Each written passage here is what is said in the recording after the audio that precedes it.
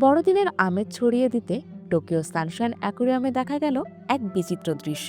বুধবার ক্রিসমাসের ঠিক আগের দিন সান্তা ক্লজের পোশাকে পানিতে ডুব দিয়ে দর্শকদের চমকে দেন অ্যাকোয়ারিয়ামের এক কর্মী। ডাইভিং স্যুটের ওপর সান্টার পোশাক পরে তিনি অ্যাকোয়ারিয়ামের ট্যাঙ্কে থাকা পেঙ্গুইনদের খাবার খাওয়ান এবং তাদের সাথে সাঁতার কাটেন।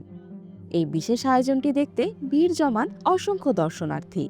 আমাদের শোতে একজন সান্তা ড্রাইভার অংশ নেন। যেহেতু সাধারণ উইটস্যুটের ওপর সান্তার পোশাকটি পরতে হয়, তাই চলাফেরা স্বাভাবিকের চেয়ে কিছুটা ভিন্ন হয়। এই কারণে দর্শনার্থীদের কাছে পারফরমেন্সটি আরও উপভোগ্য করে তুলতে ড্রাইভার আগে থেকেই বিশেষ প্রশিক্ষণ নিয়েছেন। অ্যাকোয়ারিয়ামে ঘুরতে আসা ২০ বছর বয়সী বিশ্ববিদ্যালয়ের ছাত্র হারুকি এসে জানান, সচরাচর দেখা যায় না এমন সব দৃশ্য এবং কিউট পেঙ্গুইনদের দেখে তিনি বন্ধুদের সাথে চমৎকার সময় কাটিয়েছেন।